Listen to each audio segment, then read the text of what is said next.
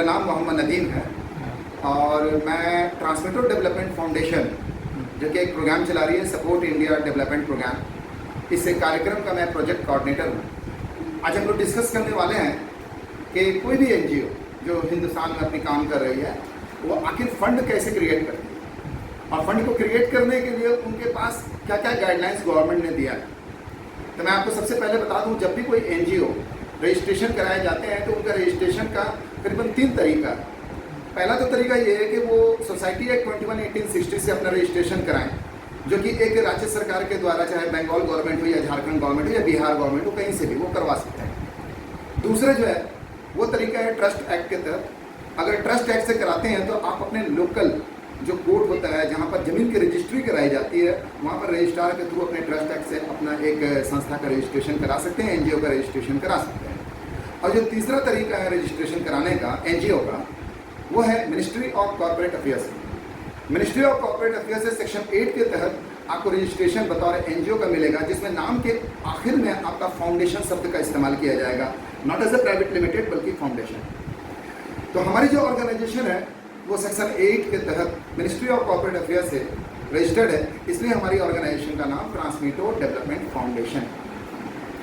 अब जैसा मैं बता रहा था कि एनजीओ को फंड रेज करने के क्या क्या तरीके हैं, तो शुरुआत के जो 3 साल होते हैं वो शुरुआत के 3 साल में एनजीओ नॉर्मल मेंबरशिप से फंड रेज करती है। जो पहला तरीका मैं बता दूं कि कोई भी एनजीओ जब फॉर्म करती है तो उन्हें पैसे की ज़रूरत पड़ती है कोई भी प्रोजेक्ट या कोई भी प्रोग्राम को चलाने के लिए। तो अब जो भी लोग हैं, 4, 5, 6 जितने भी लोगों ने एनजीओ बनाया है, तो वो लोग अपने से जो पैसे लगा सकते हैं वो तो लगाएंगे, लेकिन इसके अलावे वो अपने एनजीओ में नए नए मेंबर को जोड़ते हैं, जिन्हें हम लोग सदस्य बोलते हैं, और उनसे एक सदस्यता फीस लेते हैं, मेंबरशिप फीस। वो 1 साल की मेंबरशिप फीस होती है, महीने का भी सिस्टम इसके अंदर होता है। तो ये जो मेंबरशिप फीस होती है बतौर डोनेशन, वो सदस्य उस संस्था को डोनेट करते हैं और उस संस्था के सदस्य कहलाते हैं। और उनकी एक्टिविटी में जो संस्था की जो मेजर एक्टिविटी है, जैसे कि हमारी संस्था की जो मेजर एक्टिविटी है वो है अनएम्प्लॉयड यूथ को सेल्फ एम्प्लॉयड करना, तो उस एक्टिविटी में बढ़ चढ़ करके शामिल होते हैं और अपना पार्टिसिपेशन करते हैं। तो इससे क्या होता है, छोटे छोटे जो मेंबरशिप फंड आते हैं, संस्था को एक ये फंडिंग करने का एक बेहतरीन तरीका है और इस तरीके से फंड जनरेट कर सकते हैं। ये हो गया पहला तरीका। दूसरा तरीका जो है वो है क्राउड फंडिंग। क्राउड फंडिंग का मतलब ये होता है कि जैसे चूंकि हमारी संस्था अनएम्प्लॉयड यूथ को मदद कर रही है, तो बेरोजगारों को मदद करने के लिए फंड्स की ज़रूरत है, क्योंकि सिर्फ आप उसको स्किल ट्रेनिंग देंगे, यानी कि सिर्फ सिखाएंगे और पूंजी नहीं देंगे और बाजार नहीं देंगे, तो फिर वो काहे का सेल्फ एम्प्लॉयड, वो कैसे आगे बढ़ सकेगा। तो संस्था ये करती है कि अपने सदस्यों को छोटी छोटी पूंजी देती है। तो इसके लिए संस्था के जितने मेंबर हैं वो तो अपना चैरिटी करते ही करते हैं, लेकिन साथ में संस्था क्राउड फंडिंग भी करती है। तो क्राउड फंडिंग में बहुत सारे लोग ऐसे हैं जो इस सोसाइटी से जुड़े हैं और हमारी संस्था का या किसी भी संस्था का काम करने का तरीका और काम करने का अच्छा लगता है, तो ऐसी अवस्था में वो डोनेट करते हैं, चैरिटी करते हैं कि चलो मैं आपको 5,000 रुपये देता हूँ, या कोई 50,000 भी देता है, ये उनकी इच्छा के ऊपर है। और संस्था को वो इस तरीके से चैरिटी करते हैं, इसे हम लोग क्राउड फंडिंग करते हैं, जिसमें पूरे हिंदुस्तान के लोग आपके कार्यों को देख करके आपके अच्छे काम को अप्रिशिएट करते हुए वो डोनेशन देते हैं। लेकिन यहाँ पर ध्यान दीजिएगा, जब वो लोग डोनेट करेंगे तो उन्हें बदले में रसीद चाहिए होगा, डोनेशन रसीद, और वो डोनेशन रिसिप्ट जो होगा 80G कंप्लाइंसेस पूरे करने चाहिए, यानी एनजीओ 80G सर्टिफाइड होने चाहिए। उसकी वजह ये है कि उनको इनकम टैक्स पर रिबेट मिलता है, उन्हें छूट मिलती है। तो कोई भी एनजीओ जब किसी से डोनेशन के लिए रिक्वेस्ट करती है तो अगला डोनर ये पूछता भी है कि मैं तो जरूर कंट्रीब्यूशन करूंगा, लेकिन क्या बदले में मुझे 80G सर्टिफाइड आपका ऑर्गेनाइजेशन है। तो ये अच्छी बात है कि हमारी ऑर्गेनाइजेशन 12 80G सर्टिफाइड है, ना हमें इनकम टैक्स देना पड़ता है और बल्कि उल्टा जो डोनेट करते हैं उनका इनकम टैक्स में हम लोग छूट दिलवाते हैं। तो इसलिए पब्लिक डोनेशंस भी आ जाते हैं। ये हो गया दूसरा तरीका। तीसरा जो तरीका है वो फंड जनरेट करने का, वो एक गवर्नमेंट, स्टेट गवर्नमेंट से और सेंट्रल गवर्नमेंट से। तो स्टेट गवर्नमेंट और सेंट्रल गवर्नमेंट से बहुत तरह का प्रोजेक्ट निकलता है और इसमें बहुत सारे ऐसे भी ऑर्गेनाइजेशन पार्टिसिपेट कर सकते हैं जिनका 3 साल पूरा अभी ना हुआ। ये जरूरी नहीं कि 3 साल पूरा होने के बाद ही आपको फंड मिलेगा।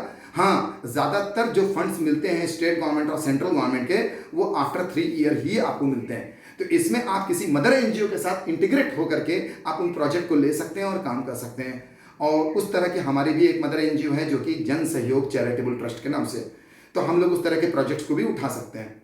ये भी एक फंड रेज करने का तरीका है जो कि गवर्नमेंट आपको कहती है। इसके बाद एक और तरीका है जिसमें आप फंड रेज कर सकते हैं, वो है CSR फंड।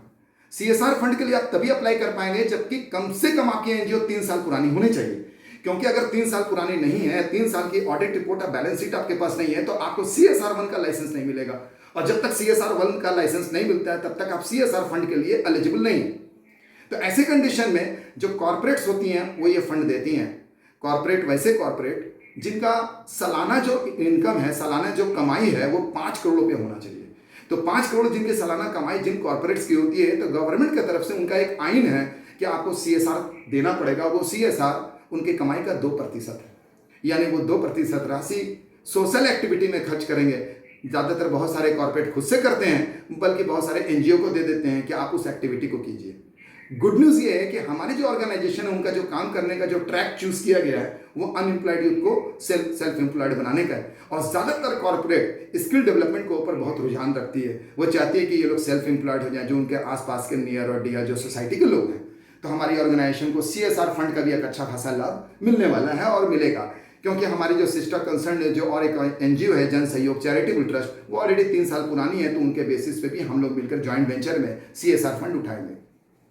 इसके बाद एक और फंड का रास्ता है, और वो जो फंड मिलता है वो मिलता है फॉरेन से मिलता है, जिसे हम लोग फॉरेन फंड कहते हैं, विदेशी चंदा कहते हैं। इसके लिए एक लाइसेंस की आवश्यकता होती है जिसे कहते हैं FCRA, यानी फॉरेन कंट्रीब्यूशन रेगुलेटरी एक्ट के तहत वो लाइसेंस मिलता है। और ये उन्हीं एनजीओ को मिलता है जो 3 साल पुरानी है। तो 3 साल पुरानी जैसे ही आपकी संस्था होती है तो आपको ये लाइसेंस लेने का अधिकार है। आप गवर्नमेंट को अप्लाई करें, ऑनलाइन अप्लाई करें और वहाँ से आप ये लाइसेंस ले लें। तो विदेशी जो फंड आता है आपके कार्यों को देख करके, आपके कार्यों की समीक्षा को देखते हुए कि आपने क्या रिजल्ट लाए, इन 3 सालों में आपने क्या क्या एक्टिविटी करी, ग्राउंड लेवल में क्या क्या कितने लोग आपसे फायदा ले चुके हैं। तो ऐसी अवस्था में FCRA फंड सबसे बड़ा फंड होता है, और वो फंड से भी एनजीओ आज बहुत अच्छा काम कर रही है। तो ये सारे रिसोर्सेज जो मैंने आपको बताएं, ये एनजीओ का ये रिसोर्स है, फंडिंग रिसोर्स है।